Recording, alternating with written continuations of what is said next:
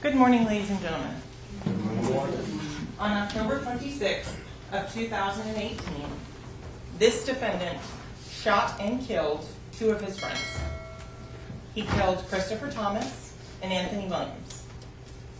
So, ladies and gentlemen, I'm going to set out the story and how this unfolded and lay out what I expect the evidence will show during the course of this trial. First thing you are going to hear is that at 4:35 a.m. on October 26th of 2018, Cortland Henry, the co-defendant, shows up at Memorial Miramar Hospital. In his car, he has two dead bodies. In the front passenger seat is Anthony Williams. In the rear passenger seat is Christopher Thomas. They are dead, they are riddled with bullets, and the car is full of blood. Christopher Thomas is sitting in the rear. There is multiple defects to his body. Anthony Williams, who is sitting in the front, has two major injuries. Officer Jessica Amangor is working a detail at the hospital. Cortland Henry runs in, starts telling a story about a drive-by, quote-unquote drive-by. Cortland Henry, and you're going to learn a lot about Miramar geography during the course of this trial, tells a story that he and his buddies, just the two that are in the car, were at a music studio here in downtown Fort Lauderdale at 805 Northeast 4th Avenue. He's going to tell law enforcement, and you're going to hear this statement, you're going to hear the actual audio of him telling law enforcement, we were at the recording studio, we drove home, as they lived out in West Miramar. You're going to hear Cortland say that they come across in the path of travel, that they're getting off the highway on I-75 southbound to go west on Miramar Parkway. And you're going to hear that on Miramar Parkway, sometime between 160th, which is also commonly referred to as Dykes Road, and 172nd, Cortland Henry says they were shot at. That he ducked down, and you'll see him doing that in the video, and that he didn't see any car, he didn't see any people, he has no information, and that he quickly went to the nearest hospital. So you're going to learn that when you go on Miramar Parkway, and you take that right at 172, Memorial Miramar is just about 1 mile north. So the distance between most major intersections in Broward County is 1 mile. So you're going to learn that from 160th to 172nd, 1 mile. From 172nd to the next major intersection on Miramar Parkway, 184th, 1 mile. So you're going to hear and find that Mr. Henry's statement that the car is traveling westbound on Memorial Parkway, then goes north on 172nd and shows up at the hospital for the drive-by is completely and utterly false. How can I tell you that, ladies and gentlemen? Well, the detectives from Miramar at this point shut down the entire length of Miramar Parkway from 160th to 172nd. And they sit and they walk side by side for an hour that mile-long stretch, looking for evidence of this drive-by. Because evidence is the remnants a crime leaves behind. And in this case, the lack of evidence is very important. There is a lack of any evidence whatsoever to support that a drive-by happened on Miramar Parkway. What would they look for? Shell casings, glass fragments, projectiles, tire marks. You're going to hear that there is none of that found whatsoever. So then they said, well, maybe we have the time frame wrong. Maybe we have the location wrong. So they walk an additional mile from 172 to 184th. Still nothing. No broken glass, no projectiles, no fire casings. Detectives know they have a Jeep that they are looking at the Memorial Miramar Hospital that has 16 easily identifiable bullet defects, that has a broken out rear view window and 2 broken side windows on the passenger side. Things aren't adding up. So detectives work backwards. They are then able to determine that 805 Northeast 4th address, that it's a recording studio, and that the recording studio is equipped with cameras. And ladies and gentlemen, you're going to see footage from both inside and outside of that recording studio. You're going to learn that on the morning of the 26th at approximately 1 p.m., detectives went out to the recording studio to try and see if somebody had followed the victims, to find out how they knew where they were going to be to set up this drive-by. In the video, that is the first time detectives learned that there was actually 4 people in that gray Jeep, and that the defendant, Jamel Demons, is in the rear driver's side seat. So let me set the scene for you at the recording studio, because there's actually 8 young men there. You're going to hear they arrived at the recording studio, not much was getting done. They were tired. They left at 3:19, and they got into 2 vehicles. So first vehicle is a red Mitsubishi SUV.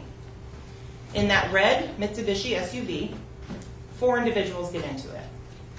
Travion Glass, Dontavius Withers, Jacoby Mills, and Adrian Davis. They are in the red Mitsubishi. In the gray Jeep, you have the driver, Cortland Henry, rear driver's side passenger, Jamel Demons, Anthony Williams in the front seat, and Cortland Henry, again, the driver, Christopher Thomas in the rear. What you will find and what you will hear, ladies and gentlemen, is that this gray Jeep leaves the recording studio, goes over to I-95, takes I-95 south to 595, 595 across to I-75 south, I-75 south to Miramar Parkway. You're going to see traffic cameras from the Department of Transportation that show the cars going across 595, one after the other. In those videos, you're not going to see them stop. And it's just a small portion of which is covered by cameras on that. But then what you're going to see is the cell phone evidence. The digital leash. The item that is carried around in everyone's pocket, in everyone's car, used on a daily basis. Because you're going to see, as Jamel Demons leaves that recording studio, he's got his phone in his hand, and he's playing on his phone. You're going to see on that phone information that Anthony Williams had his phone with him. And the interesting fact that's important to keep in mind is Anthony Williams, the deceased in the front passenger seat, and Jamel Demons, who is the shooter, in the rear driver's side passenger seat, have the exact same make and model of cell phone.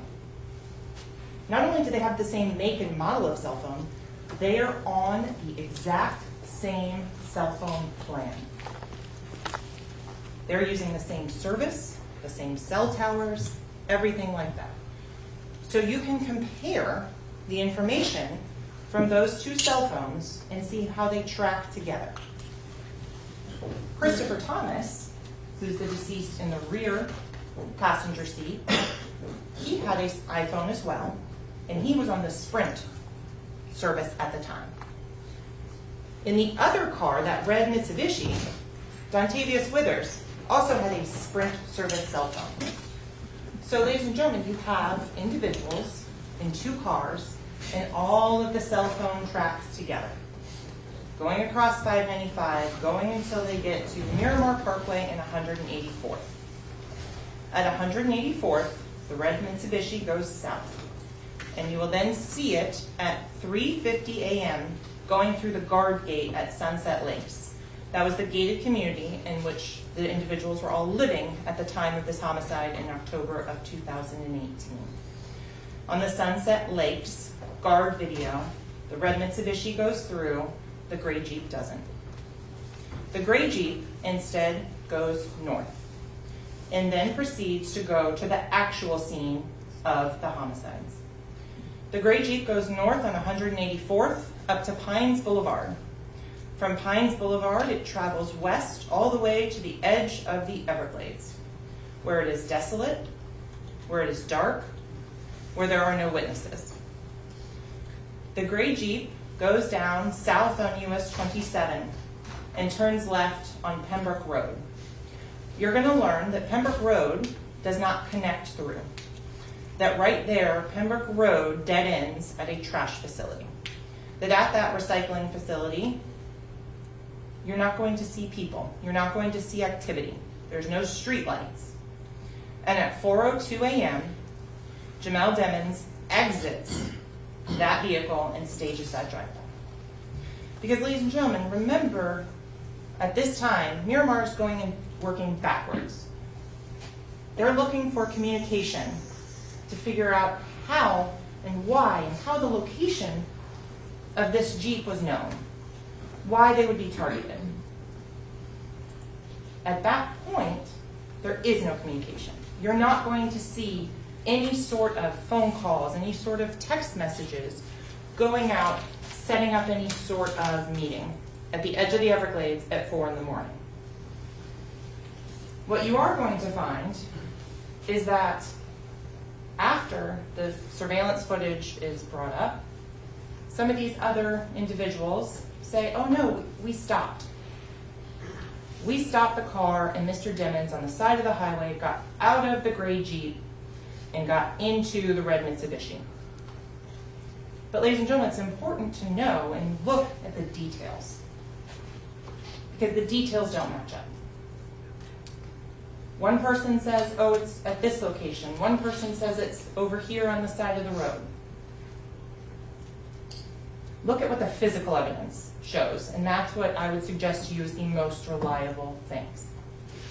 So on the physical evidence, the Jeep is towed to the Miramar substation, and a search warrant is executed on it. And at that point, officers, crime scene technicians, and investigators start going through the contents of the Jeep. And all of the ballistic from the drive-by are all coming from the passenger side in towards the driver's side. And then from the rear of the vehicle, forwards towards the front. The medical examiner's office is also conducting an investigation. You're going to hear testimony about the autopsies that were conducted on Anthony Williams and Christopher Thomas. And this is when the suspicion, the investigation takes a turn. Because at that point, the fatal wounds for Christopher Thomas and Anthony Williams are coming from inside the vehicle, from the rear driver's side passenger going out towards the passenger side. The other interesting thing the medical examiner's office is going to tell you is that when the drive-by was staged at 4:02 a.m., the victims were already dead. The medical examiner will be able to testify and tell you that the fatal shots to Anthony Williams, to his head, that enters in the back of his head and exits at the top, blowing out the front passenger window, was fatal. And that the additional wounds that are consistent with the trajectories going through the vehicle, he's already dead. They are post-mortem inflicted gunshot wounds. The same for Christopher Thomas. You will hear from the medical examiners, Dr. McDougall and Dr. Souter, who conducted the autopsies, that Christopher Thomas was shot in his left cheek. That was the fatal shot for him. You're also going to hear about stippling. Stippling is unburnt gunpowder that's ejected from the front of a firearm when a bullet is fired. The best way to describe that and make it easy to understand, you have a handful of sand, soot, and a golf ball. You throw it, the golf ball is going to go the furthest because it has the most weight, the most mass. The sand weighs a little bit more than the soot, so it's going to go a little bit further, but not as far as the golf ball. The ash, the soot, which has almost no weight, no mass, therefore it can't have any energy put into it, falls very quickly. So that is the same principle that comes to gunshot residue and the powder tattooing that you're going to hear about, the stippling. The bullet travels the furthest. The gunshot residue, the powder tattooing, the stippling, creates a pattern. And from that pattern, the medical examiner's office can give an approximate distance. Why can they not give an exact one? Because their firearm in this case was never recovered. Law enforcement made diligent efforts to go and dive multiple canals, search multiple areas, apartments, storage units. They were never able to find the firearm. So without the actual firearm that was used in this case, you can't accurately and reliably recreate a distance determination. Common sense, ladies and gentlemen, the things that you learned in elementary school science about conducting science experiments, they apply just as much now as they did then. You have to minimize the number of variables. That's the only way to get an accurate experiment. So if you don't know the type of gun, you can't minimize the variables to get that distance determination. So what you're also going to hear is while law enforcement is going through that Jeep, they find one spent shell casing for a .40 caliber firearm. Why is that important? That shows a gun was fired inside of that car. You're going to hear that at once the location of US 27 and Pembroke Road was discovered, law enforcement goes out to that area as well. And there they locate an additional 8 shell casings, .40 caliber. But the interesting thing about that is that doesn't happen on October 26th of 2018. This happens on November 21st, almost a month later. Because that's when law enforcement gets the reliable cell phone tracking data that they use to determine that's the area that they need to be searching. Because at that location is where the cell phones of Christopher Thomas, Anthony Williams, and Jamel Demmons all line up at 4:02 a.m. That point, afterwards, Mr. Demmons' phone tracks with the 2 victims until about 4:20. So 15 minutes before Cortland Henry takes the victims to the hospital. During those 30 minutes, you're going to hear as to where the path went. You're going to hear that law enforcement then searched that path again looking for trace evidence, such as firearms. They didn't find it. But you're also going to hear that Jamel Demmons, on the side of the road, made a FaceTime video chat. At that point, he starts setting up the story. He FaceTimes his girlfriend at the time, Mariah Hamilton. Mariah Hamilton gets the phone call and screams, waking up her mother, Felicia Holmes. Felicia Holmes also sees the defendant, Jamel Demmons, on that FaceTime video call. And you're going to learn, ladies and gentlemen, that that's a data event on a cell phone. That it's not a call for the purposes of the cell phone companies. It's using data, accessing the internet. Felicia Holmes and Mariah Hamilton see Jamel Demmons outside, and he is saying he's just been involved in a drive-by, and he thinks Anthony Williams and Chris Thomas are dead.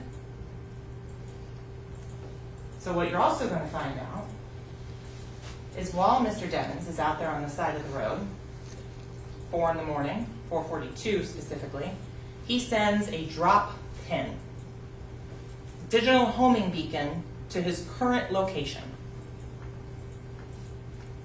to one of his friends, Frederick Givens. Frederick Givens is also involved in the music industry, and he asked to be picked up. Frederick Givens, then, about 11 minutes later, is sent another drop pin where Mr. Devins has moved a couple of meters.